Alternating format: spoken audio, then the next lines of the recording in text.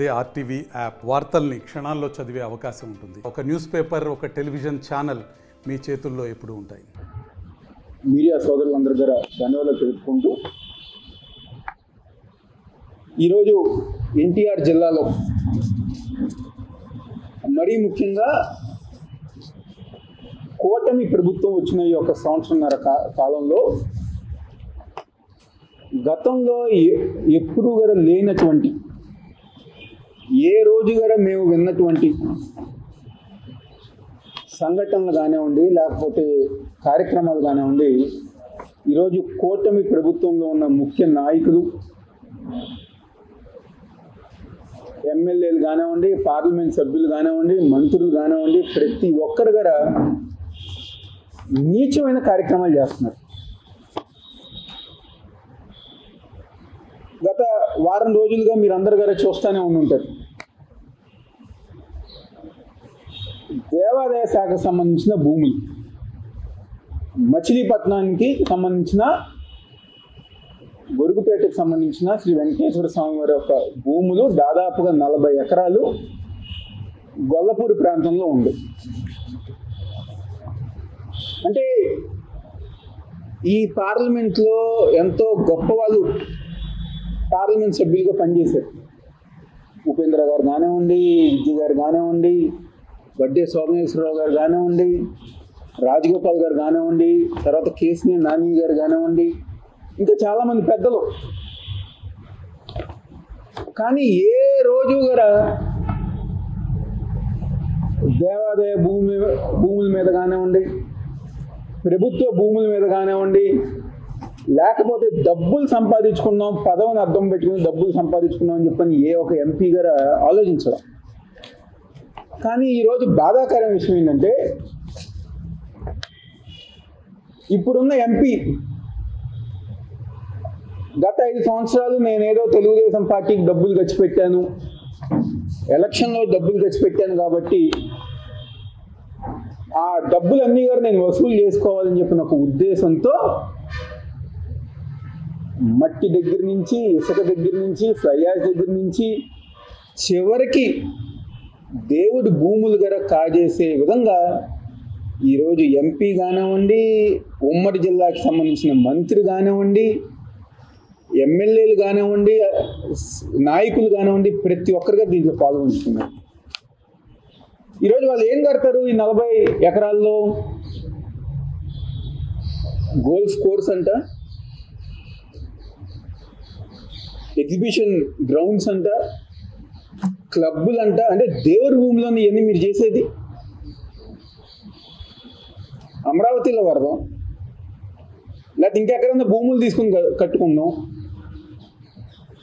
దేవుడి భూమిలో ఇలాంటి ఇవన్నీ గారు చెయ్యాలి అని చెప్పని ఒక ఉద్దేశంతో దాదాపుగా 400 కోట్ల రూపాయలు ఆ స్థలం ఖరీదు. దాన్ని ఏదో ఒక రకంగా 99 ఏళ్ళకి లీజ్ తీసుకుని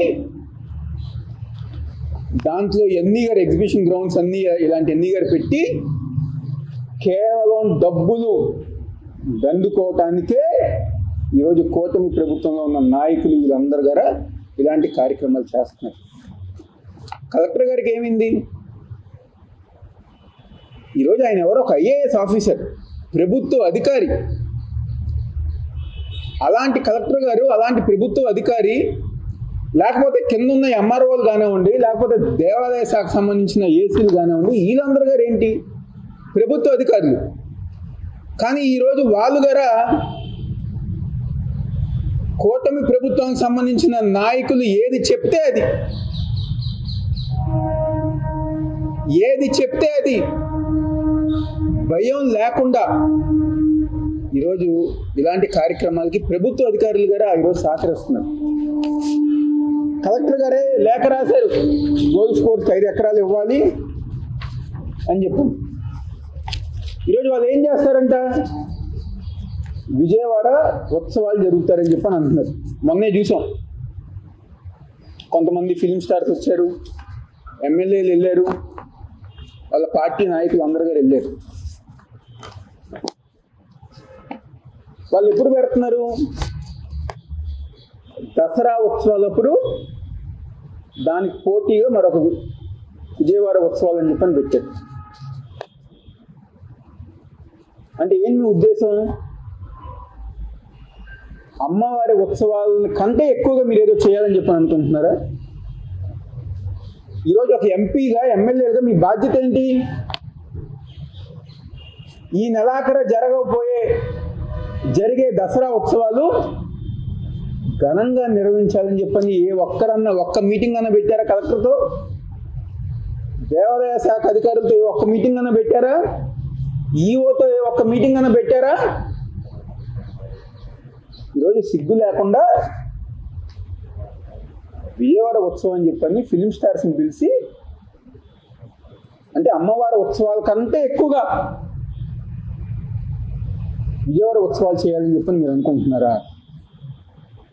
ఇంతకంటే దారుణమైన విషయం ఇంకేమైనా ఉంటుందా? అంటే మీరు మా నగరాన్ని ఏం చేద్దాం అనుకుంటున్నారు? ఒక పక్క చంద్రబాబు నాయుడు గారేమో ఎయిర్పోర్ట్ని తీసేయాలి, హెల్త్ యూనివర్సిటీ తీసేయాలి అని చెప్పని ఒక పక్క చంద్రబాబు నాయుడు గారు విజయవాడ నగరాన్ని చంపేద్దాం అనుకుంటే, ఈరోజు నీచంగా దేవుడి భూముల్లో విజయవాడ ఉత్సవాలని చెప్పని అమ్మవారి ఉత్సవాల సమయంలో పెట్టి దానికంటే ఎక్కువ ప్రచారం చేస్తున్నారు. అమ్మవారి ఉత్సవాల కంటే ఎక్కువగా ఈరోజు విజయవాడ ఉత్సవాలకి ఎంపీ కానివ్వండి, ఎమ్మెల్యేలు కానివ్వండి ఎక్కువ ప్రచారం చేస్తున్నారు. దేనికోసం? డబ్బులు కోసమే. కేవలం డబ్బుల కోసం నీచంగా ఈరోజు వీళ్ళందరి గారు దిగజారిపోయారని చెప్పని ఈరోజు ఒక సమావేశం ద్వారా చెప్తున్నారు. ఏమైపోయారు? బీజేపీ వాళ్ళు ఏమైపోయారు? ఆర్ఎస్ఎస్ వాళ్ళు ఏమైపోయారు? వాళ్ళందరి గారు దయచేసి మీరందరి గారు ఇన్వాల్వ్ అవ్వాలి. దేవుడి భూముల్లో ఇలాంటివి జరుగుతున్నాయి కాబట్టి గతంలో జగన్మోహన్ రెడ్డి గారు 2014 నుంచి 19 మధ్యలో చంద్రబాబు నాయుడు గారు దేవాలయాలు అన్ని గారు పగలగొడితే జగన్మోహన్ రెడ్డి గారు వచ్చిన తర్వాత ఎన్ని గారు మళ్ళీ శంకుస్థాపన చేసి మళ్ళీ అన్ని కడతానికి ప్రారంభించారు. మళ్ళీ ఈరోజు వచ్చిన తర్వాత మళ్ళీ కూటమి ప్రభుత్వం చంద్రబాబు నాయుడు వచ్చిన తర్వాత మళ్ళీ అదే విధంగా దేవాలయాల మీద, దేవుడి భూముల మీద పడుతున్నారు. ఆ భూములతో వ్యాపారం చేద్దాం అనుకుంటున్నారు. ఆ భూములతో డబ్బులు సంపాదించాలని చెప్పని అనుకుంటున్నారు. ఆ భూముల్ని కాజేయాలని చెప్పని ఈరోజు కూటమి ప్రభుత్వానికి సంబంధించిన నాయకులు ప్రతి ఒక్కరు గారు ప్లాన్ చేసుకుంటున్నారు. కాబట్టి ప్రభుత్వంలో ఉన్న ముఖ్యమంత్రి గారు కానివ్వండి, ఉప ముఖ్యమంత్రి గారు కానివ్వండి, అధికారులు కానివ్వండి, లేకపోతే బీజేపీ వాళ్ళు, ఆర్ఎస్ఎస్ వాళ్ళు వీళ్ళు గారు ఇన్వాల్వ్ అయ్యి ఇలాంటి కార్యక్రమాలు చేస్తున్న మీ కూటమి ప్రభుత్వానికి సంబంధించిన నాయకుల్ని మందలించి వెంటనే ఈ భూములు వాళ్ళకి వెళ్లకుండా, వాళ్ళకి లీజుకి ఇవ్వకుండా కాపాడాలని చెప్పని ఈరోజు వాళ్ళని అందరం కూడా కోరుకుంటూ వైఎస్ఆర్ కాంగ్రెస్ పార్టీ తరఫున లీగల్గా కానివ్వండి, లేకపోతే ఇచ్చే క్రమంలో పెద్దలందరం గారు, విజయవాడలో ఉన్న పెద్దలందరం గారు కలుపుకుని, ఎన్టీఆర్ జిల్లాకు సంబంధించిన పెద్దవాళ్ళందరం గారు కలుపుకుని ఈ చేసే కార్యక్రమాలకి వ్యతిరేకంగా ఈరోజు ఆ దేవాలయాల భూముల కోసం మేమందరం గారు ముందు ఉంటామని చెప్పని పార్టీ తరఫున మేమందరం గారు ఉద్యమాలు చేసే విధంగా ముందుకు వెళ్తామని గారు సందర్భంగా చెప్తూ సెలవు తీసుకుంటున్నాం. తెలుగులో ఫాస్టెస్ట్ న్యూస్ ఇప్పుడు కొత్త అవతారంలో 5 సెకండ్లోనే పూర్తి వార్తా సమాచారం మీ చేతిలో. సోషల్ మీడియా ట్రెండ్స్ మీ కళ్ళ ముందుకే live TV and voice search ఆప్షన్స్తో ఇప్పుడే డౌన్లోడ్ చేయండి. యాప్ లింక్ డిస్క్రిప్షన్లో ఉంది.